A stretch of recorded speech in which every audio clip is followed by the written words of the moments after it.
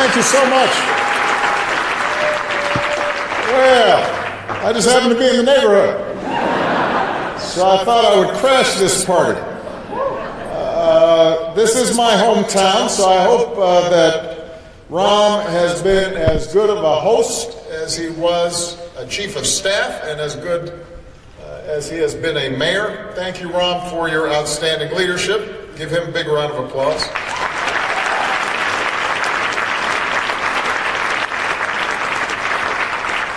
I want to thank also a couple of people whose leadership has been critical in creating America's Pledge, Michael Bloomberg and Governor Jerry Brown. They have been outstanding.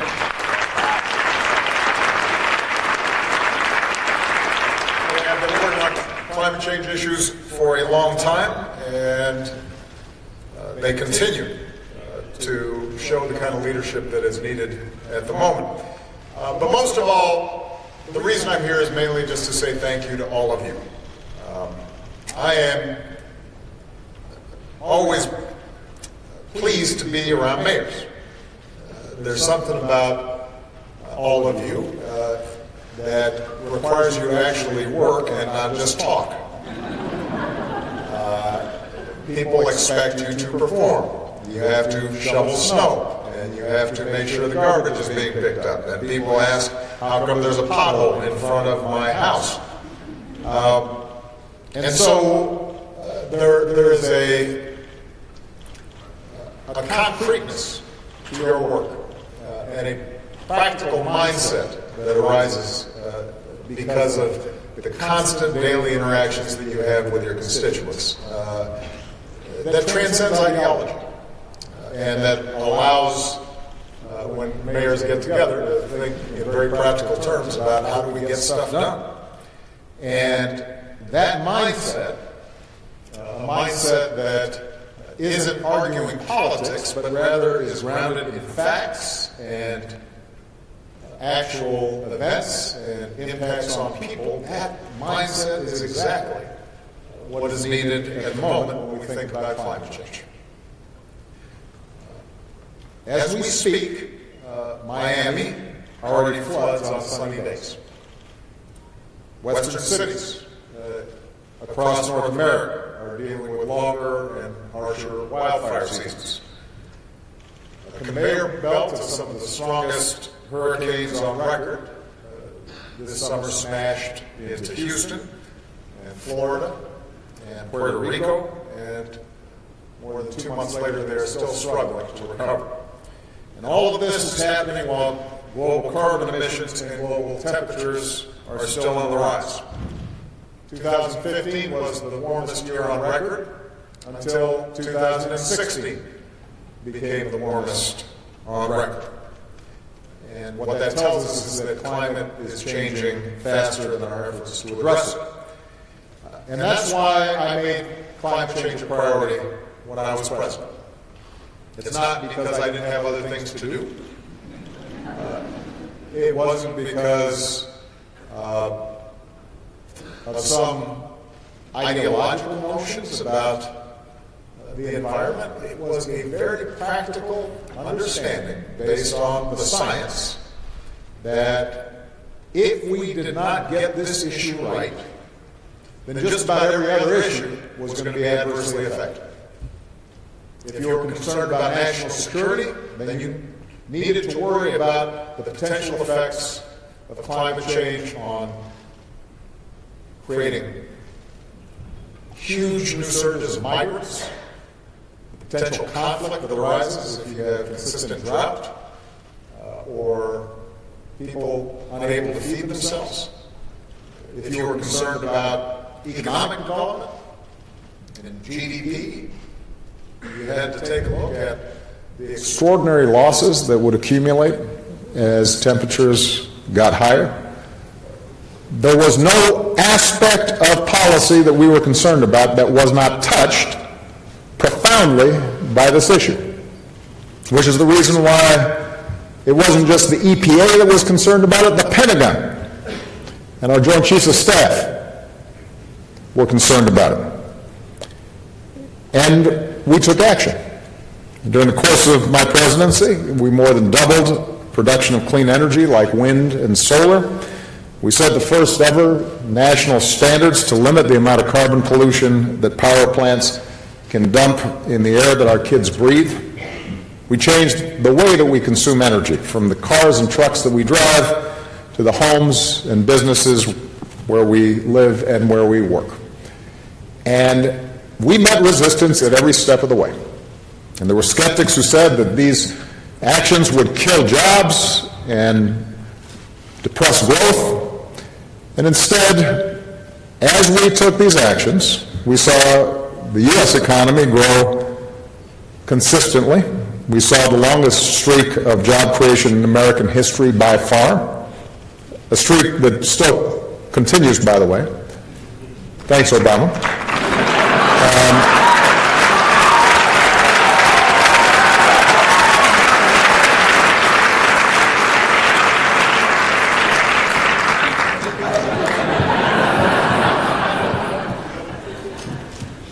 And at the same time, we led around the world on the issue, recognizing that we weren't going to solve this problem alone. And working with China and India and dozens of other countries, we sought to set ambitious climate targets globally. And these are the efforts that ultimately led to the Paris Agreement, an agreement that has the potential to at least delay and potentially avoid some of the worst consequences of climate change.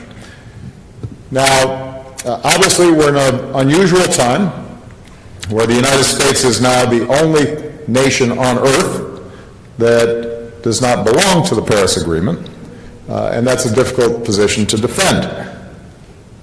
But the good news is that the Paris Agreement was never going to solve the climate crisis on its own.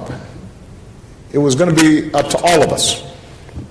Presidents, national governments can set goals and priorities. We can make sure that there are investments in the research that's required to ramp up the discovery of new energy sources.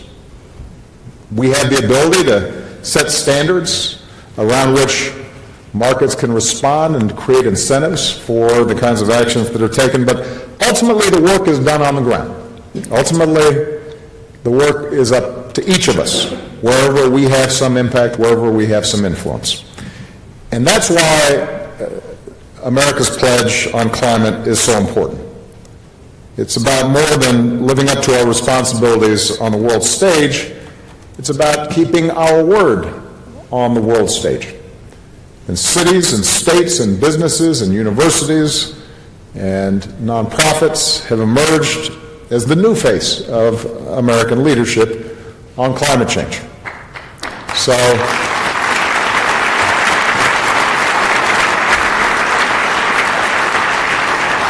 a statistic that I think you're familiar with, so far those who've joined America's Pledge represent half our population and half of our economy. And if all those who were part of America's Pledge were its own country, it would be the third largest in the world. What amazing leadership and amazing potential that holds. Our biggest cities have now adopted more sustainable building and transportation policies. Some of our biggest companies have set more ambitious renewable energy targets than even we set while I was president. Our power sector is still on track to meet the more ambitious emissions targets set a few years ago. I know that some mayors, like Rahm, have gone even farther by signing the Chicago Climate Charter, which is a commitment to reduce carbons in line with the Paris Agreement, take aggressive action on climate, and to plan for the realities that even if we get out ahead of this thing, we can no longer avoid. And that's a powerful signal to the world. That's what leadership means, and it will make a difference. So, the bottom line is, I want to thank you and I want to encourage you.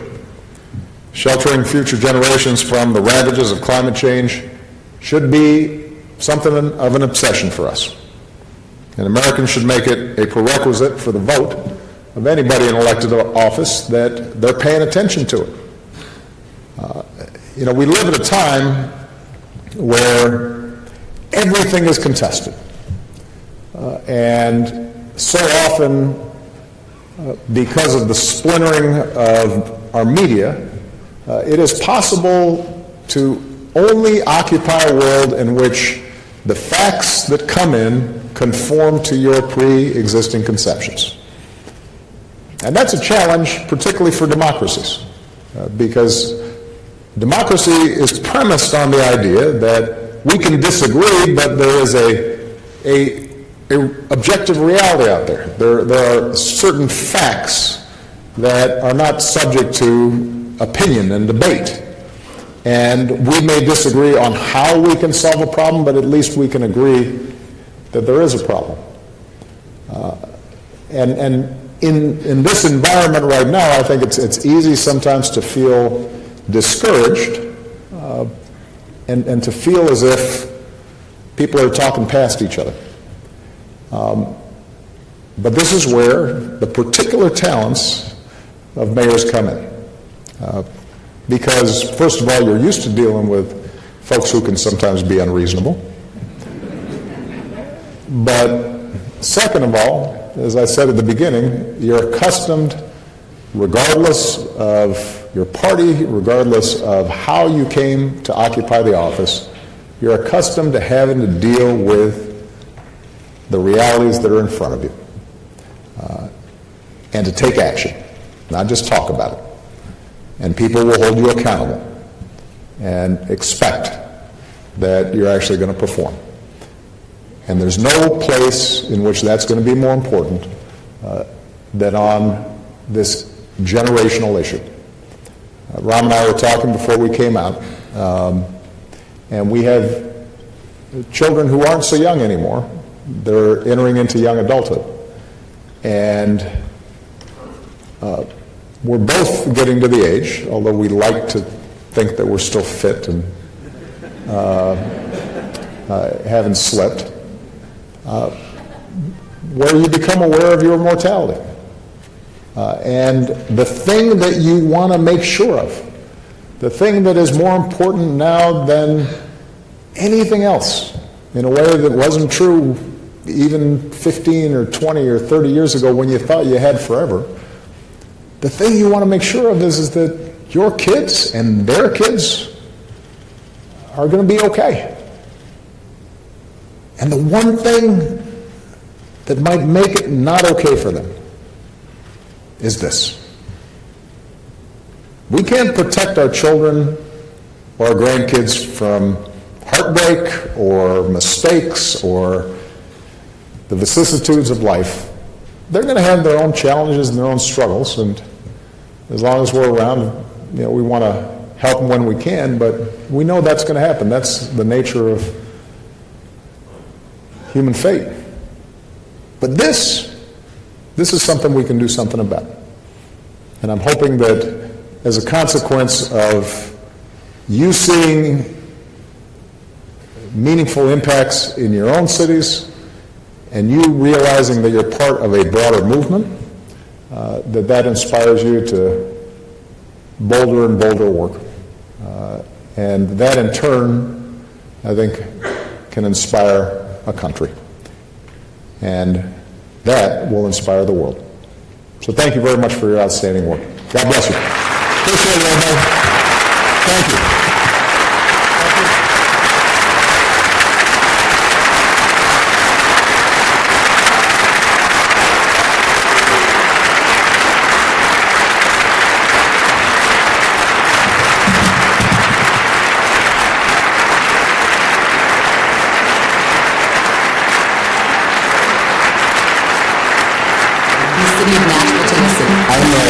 City of Los Angeles. Anchorage, Alaska. North Carolina. Mayor of